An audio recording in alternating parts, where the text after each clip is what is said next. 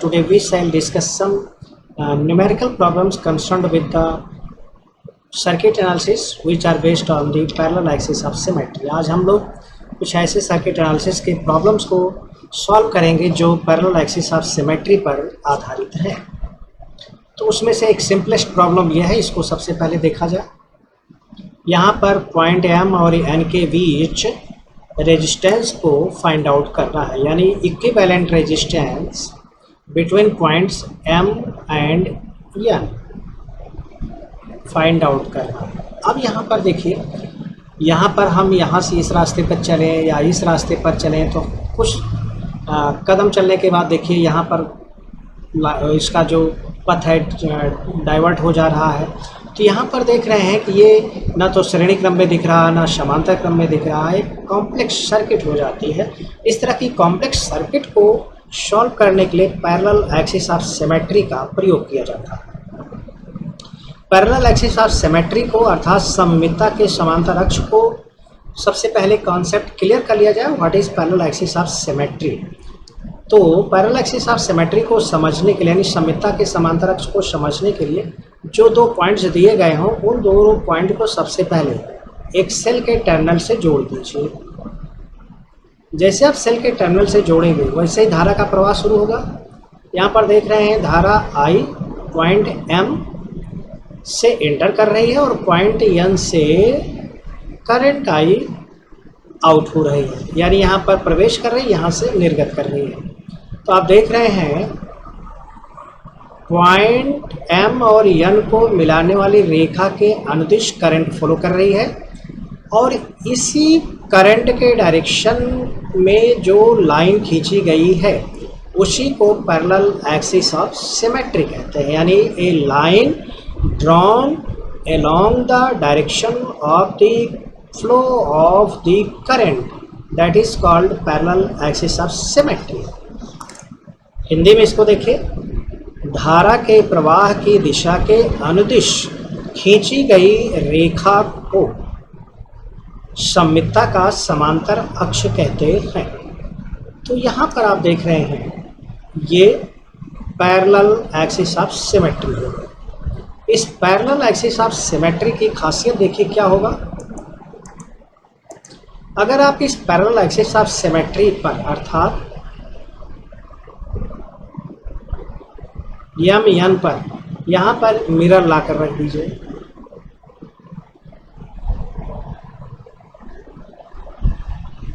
एक plane mirror रख दीजिए,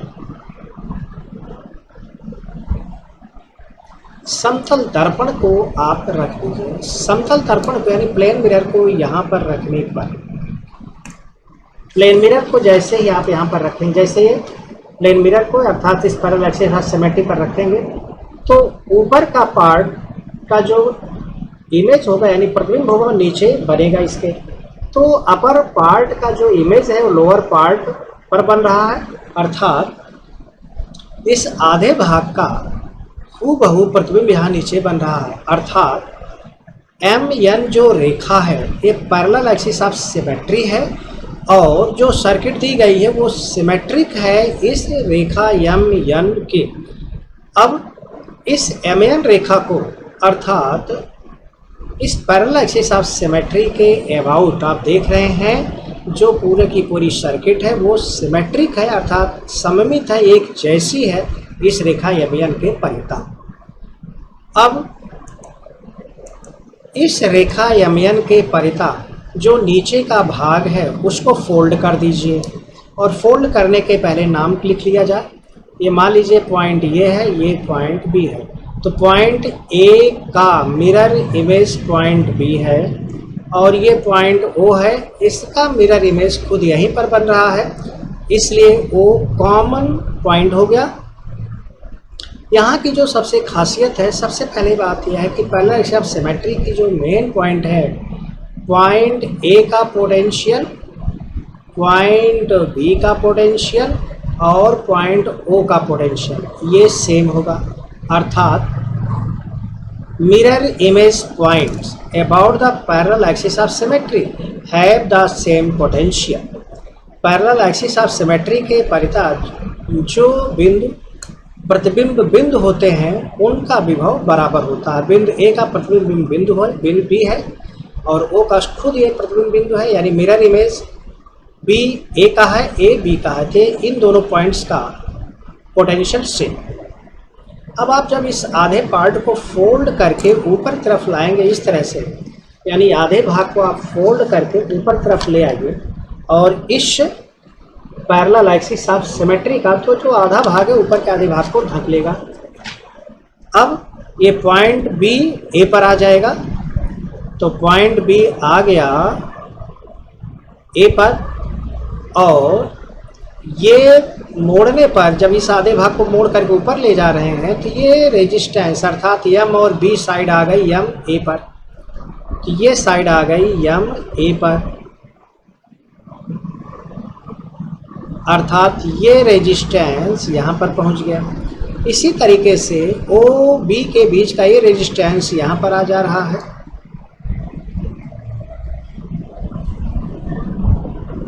और इसी प्रकार इस भुजा का रेजिस्टेंस, यानी ये भुजा यहाँ पर आ जा रही है एन ए पर, तो यहाँ पर आने के कारण यहाँ पर इसका रेजिस्टेंस आ गया आर। अब इसको हम इस प्रकार शो कर सकते हैं,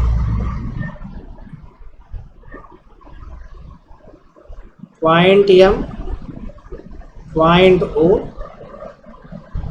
और पॉइंट एम, पॉइंट ए और बी यहाँ पर पहुँच गए हैं, दोनों का रेजिस्टेंस इस तरह से है। पॉइंट एम और ए यहाँ पर दोनों भुजाओं का रेजिस्टेंस यहाँ पर आ गया है आर और आर। इसी तरह से यहाँ पर रेजिस्टेंसेस आ गए हैं आर और आर, आर आर। ये पॉइंट ओ हो गया, और यहाँ रेजिस्टेंस है आर, ये रेजिस्टेंस है आर, यानी एम और ओ के बीच का रेजिस्टेंस, एम और ओ के बीच का रेजिस्टेंस यहाँ पर है, ओ और एन के बीच का रेजिस्टेंस ये है। ये भुजा यहाँ पर आ गई, इसको जब आप मोड़ेंगे तो एम यहीं पर रहेगा, लेकिन बी मोड़ने पर यहाँ आ जाएगा, ये मोड़ेंगे तो यहाँ पर आ जाएगा, इसलिए ये भुजा इस पर आ गई, तो आर और आर, आर और आर यहाँ पर आ गया। इस भुजा को ऊपर ले जाएंगे तो ये बी पॉइंट ए पर आ जाएगा फोल्डिंग के बाद, तो ये आर आर यहाँ पर है, इसलिए आर आर, आर आर यहाँ पर आ गया, और ये ऊपर चली गई ये साइड, तो ये भी ब्रांच आर और आर यहाँ पर दिख रहे हैं। तो ये ब्रांच यहाँ से यहाँ पर ले गए, यहाँ पर ले गए, अर्थात ये जो ब्रांचेज हैं ये पैरेलल में आकर के जुड़ जाती हैं, और यहाँ पर आर और आर समांतर क्रम में है यानी पैरेलल में है, तो इनका जो इक्विवेलेंट है वो हो जाएगा R plus R, R into R, अर्थात आर बाई टू। तो ये हो गया आर बाई टू। इसी तरीके से इन दोनों का जो आर आर का रिजल्टेंट होगा आर बाई टू यहाँ पर हो जाएगा, तो ये हो गया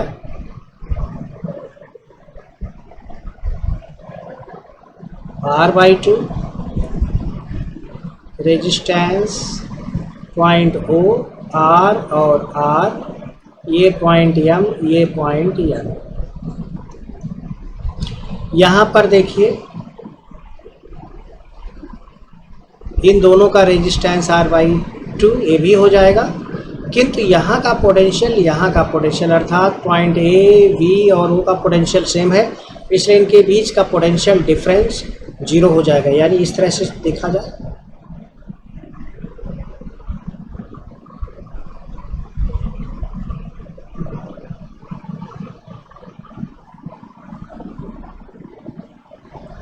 R by two, R by two, R by two, R R. Point O और पॉइंट ए और बी का पोटेंशियल सेम है, इसलिए इनके बीच का पोटेंशियल डिफरेंस 0 हो जाएगा, इसलिए कोई भी करंट इसमें फ्लो नहीं करेगी। इसलिए R by two between A O is meaningless, इसलिए इसको यहाँ से डिसकनेक्ट कर दिया जाए। अथवा एक और भी कॉन्सेप्ट आप अप्लाई कर सकते हो हीट स्टोन ब्रिज का, इसका और इसका यानी this side upon this side ratio 1 हो जाएगा, r/2 इक्वल्स 1, r/r इक्वल्स 1। तो ये बैलेंस्ड व्हीट स्टोन क्षेत्र को शो कर रहा है, यानी संतुलित व्हीट स्टोन क्षेत्र को शो कर रहा है। और बैलेंस्ड व्हीट स्टोन ब्रिज के लिए ये हटा दिया जाता है। तो अब इस रूप में आ जाएगा। आप चाहे बैलेंस व्हीट स्टोन ब्रिज के कॉन्सेप्ट को अप्लाई करिए और चाहे इक्विपोटेंशियल पॉइंट्स के कॉन्सेप्ट को अप्लाई करिए। ये दोनों इक्विपोटेंशियल पॉइंट्स अर्थात समविभव बिंदु है, इनके बीच का विभवांतर 0 होने के कारण करंट फ्लो नहीं करेंगे, इसलिए ये मीनिंगलेस है, इसलिए यहाँ से इसको हटा दिया जाए। जब इसको हटा देंगे तो ये इस तरह से परिवर्तित हो जाएगा यहाँ पर।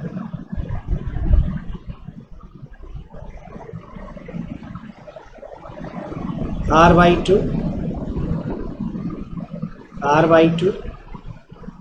r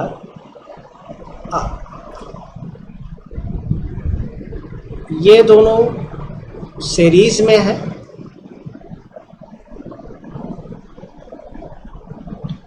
सीरीज में होने के कारण इस तरह से हो जाएंगे ये।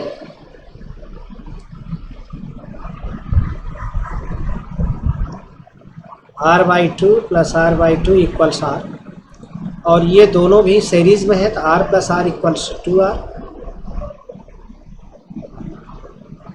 r plus r equals 2r। Point m अब पॉइंट m और n के बीच का इक्विवेलेंट रेजिस्टेंस निकाला जाए। चूँकि ये रेजिस्टेंस और रेजिस्टेंस दोनों पैरेलल में है, therefore resultant will be 1/2r plus 1/r equals 3/2r। Therefore equivalent resistance between the points m and r m n equals 2r/3। एक नेक्स्ट क्वेश्चन को देख लिया जाए जो पैरेलल एक्सिस ऑफ सिमेट्री पर बेस्ड हो। इस क्वेश्चन को देखा जाए।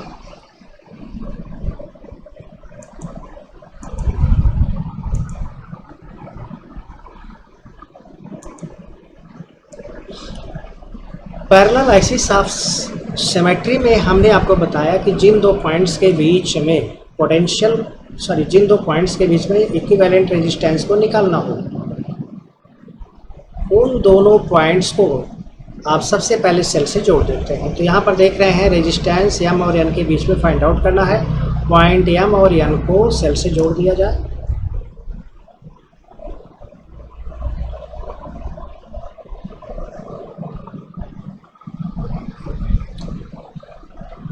When you will connect the points m and n with the terminal of the shell, then current starts flow। एक करंट बहना शुरू हो जाएगी है, और यहाँ पर देख रहे हैं एंटर कर रही है, यहाँ पर आउट कर रही है, अर्थात यहाँ पर करंट प्रवेश कर रही है, यहाँ से करंट आउट हो रही है, निर्गत हो रही है। यहाँ पर देखा जाए पॉइंट m और n के अनुदिश अगर रेखा खींचा जाए तो देखिए क्या होता है। पॉइंट m और n के अनुदिश लाइन को खींचा गया, यानी line is drawn along the flow of the direction of the current. तो यह मेन क्या हो गया, पैरेलल एक्सिस ऑफ सिमेट्री हो गया, अथवा हॉरिजॉन्टल प्लेन ऑफ सिमेट्री हो गया। अब देखिए इस अपर हाफ का मिरर इमेज लोअर हाफ है, इसलिए ये यहाँ पर m और n के अबाउट ये सिमेट्रिक है।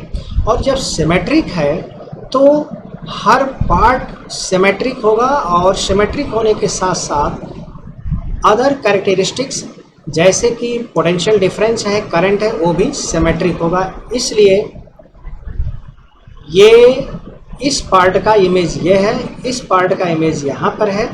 इसलिए अगर इसमें करंट I1 फ्लो होगी तो इसमें भी करंट I1 फ्लो होगी, अगर इसमें करंट I2 फ्लो होगी तो इसमें करंट I2 फ्लो होगी। लेकिन जो पैरेलल एक्सिस ऑफ सिमेट्री पर पॉइंट्स होते हैं उनका पोटेंशियल सेम नहीं हो सकता। जैसे इस पॉइंट का पोटेंशियल, इस पॉइंट का पोटेंशियल, इस पॉइंट का पोटेंशियल डिफरेंट है। लेकिन जो मिरर इमेज पॉइंट्स हैं, तो ये पॉइंट ए और पॉइंट बी और ये point O, point A, point B और पॉइंट ओ, ये मिरर इमेज पॉइंट्स हैं। मिरर इमेज पॉइंट्स हैं, इसलिए इन मिरर इमेज पॉइंट्स का पोटेंशियल सेम होगा। अब इस लोअर पार्ट को फोल्ड कर दिया जाए, क्योंकि यहाँ पर जब आप प्लेन मिरर को रखेंगे तो इसका अपर हाफ का लोअर हाफ मिरर इमेज है, इसलिए symmetry about M N exist कर रही है। और अब आप इस लोअर पार्ट को फोल्ड कर दीजिए। पैरेलल एक्सिस ऑफ सिमेट्री में लोअर पार्ट को हमेशा फोल्ड किया जाता है। जब आप इस लोअर पार्ट को फोल्ड करेंगे तो बी पॉइंट से पर चले जाएगा, मोड़िए इसको ऊपर ले जाइए, इस आधे भाग को मोड़ करके ऊपर ले जाएंगे तो पॉइंट बी ए पर आ जाएगा। चलिए देखते हैं, तो इस तरह से हो जाएगा, पॉइंट बी ए पर आ जाएगा और ये रेजिस्टेंस यहाँ पर आ जाएगा और ये रेजिस्टेंस यहाँ पर आ जाएगा। तो इस तरह से इस रूप पे सर्किट हो जाएगी।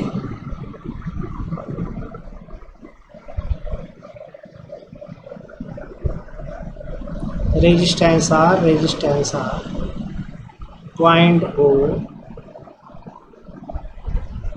पॉइंट ए और भी दोनों एक जगह पहुंच गए हैं।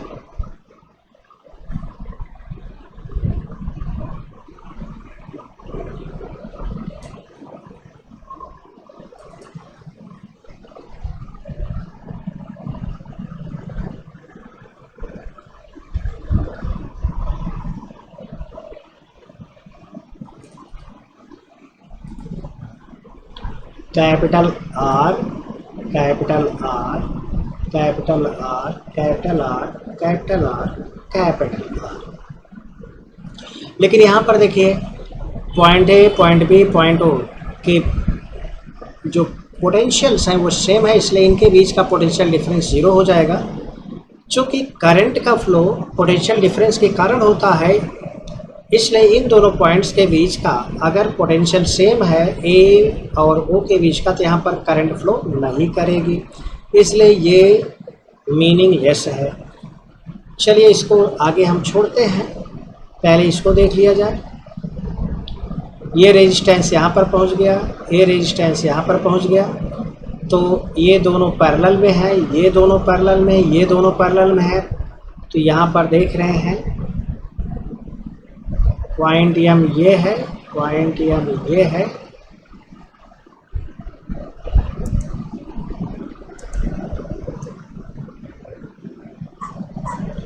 Point M, point O, point N, resistance R, resistance are,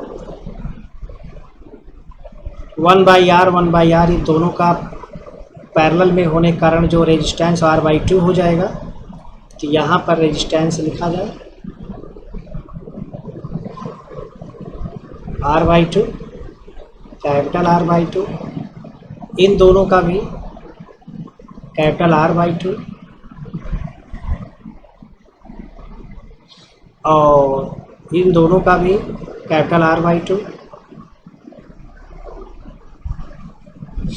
आप इसको शॉर्ट में कर सकते हैं, इस आधे पार्ट को साफ करके यहाँ पर लिख दीजिए R/2, यानी जो इसका इस पर ले जाएंगे मिरर इमेज को, तो इन दोनों का रिजल्टेंट R/2, इसका भी रिजल्टेंट R/2। तो आप इसको देख रहे हैं कि हाफ पार्ट जब इसका हटा देंगे तो यहाँ पर इसका रेजिस्टेंस R/2 हो जाएगा और इसका भी रेजिस्टेंस R/2 हो जाएगा। चूँकि इस पॉइंट और इस पॉइंट का पोटेंशियल सेम है, इसलिए पोटेंशियल डिफरेंस जीरो है, इसलिए यहाँ पर करंट फ्लो नहीं करेंगे, इसलिए ये मीनिंगलेस है, इसलिए इसको यहाँ से डिस्कनेक्ट कर दिया जाए। अथवा व्हीटस्टोन ब्रिज के बैलेंस्ड पोजीशन को देखा जाए, R/2 इक्वल्स 1/1, R/R इक्वल्स 1/1, यानी ये बैलेंस्ड व्हीटस्टोन ब्रिज को शो कर रहा है, इसलिए ये मीनिंगलेस है, इसको यहाँ से हटा दिया जाए। अथवा आप इस कॉन्सेप्ट को अप्लाई करिए अथवा पोटेंशियल व्हीटस्टोन ब्रिज के कॉन्सेप्ट अप्लाई करिए, दोनों पोजीशन में ये यहाँ से मीनिंगलेस होने के कारण हट जाएगा। अब ये इस रूप में आ गया।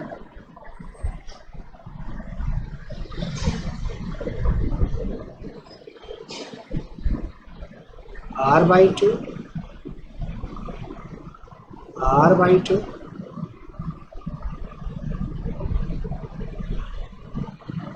r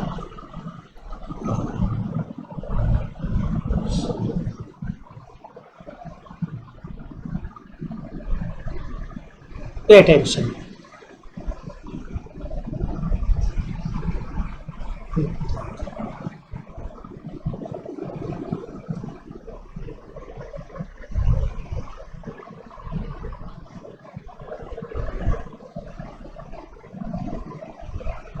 this will be, this is r/2, this is r/2, ये सीरीज में है और ये भी सीरीज में आ रहा है, तो ये हो जाएगा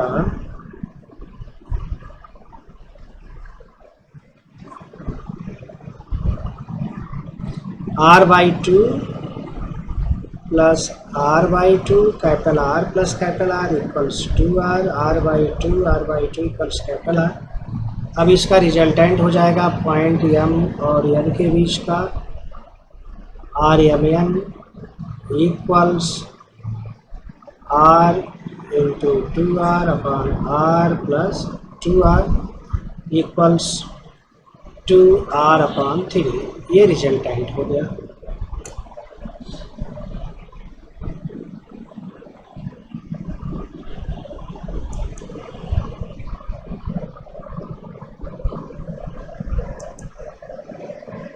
एक नेक्स्ट क्वेश्चन को और देखा जाए।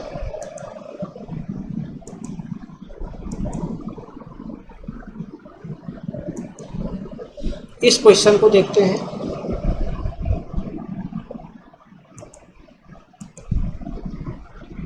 यहाँ पर देखिए सर्कुलर फॉर्म में दिया गया और डायगनली इसको रेजिस्टेंस को जोड़ दिया गया।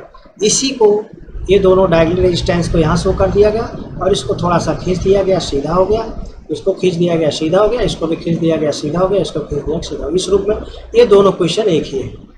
अब चलिए देखते हैं m और n को किसी सेल से जोड़ दिया जाए। जब m और n को सेल से जोड़ेंगे तो देखिए करंट फ्लो कर रही है इस डायरेक्शन में।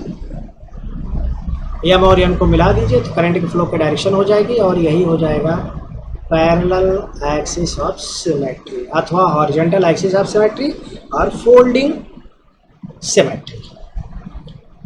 अब आप देख रहे हैं कि इस एम एन लाइन के अबाउट, यानी about the line M N और parallel axis symmetry, the circuit is symmetric.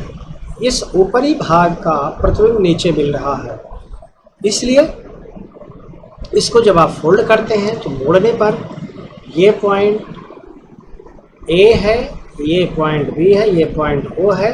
तो पॉइंट ए, ओ और बी का पोटेंशियल सेम होगा और इसको जब आप फोल्ड करेंगे तो बी पॉइंट ए पर आ जाएगा और ये साइड इस पर आ जाएगी, ये साइड इस पर आ जाएगी, ये ब्रांच इस पर आ जाएगी। चलिए देखते हैं। तो ये हो गया एम ओ ए बी।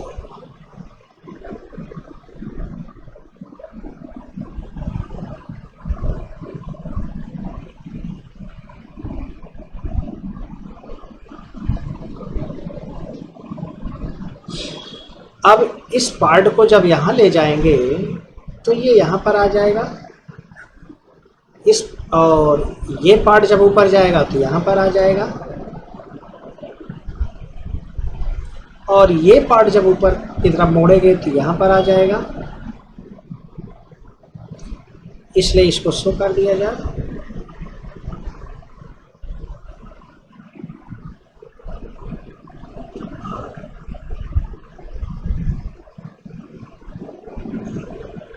अब आप देख रहे हैं यम पॉइंट एम और ए के बीच में ये दोनों रेजिस्टेंस पैरेलल में है, ओ और ए के बीच में ये दोनों पैरेलल है, ए और एन के बीच में ये दोनों रेजिस्टेंस पैरेलल है।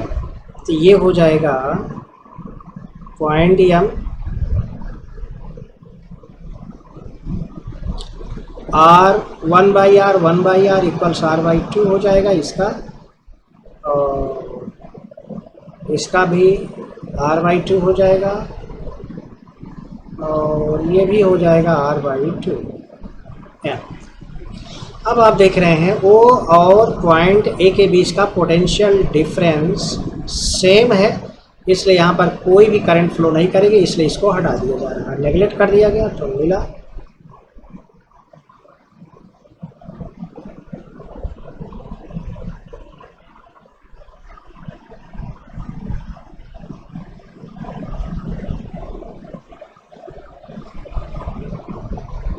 r/2 दोनों सीरीज में है, इसलिए M और N के बीच का जो रिजल्टेंट है यानी equivalent resistance r/2 plus r/2 equals आया capital. Okay, thanks for watching the video.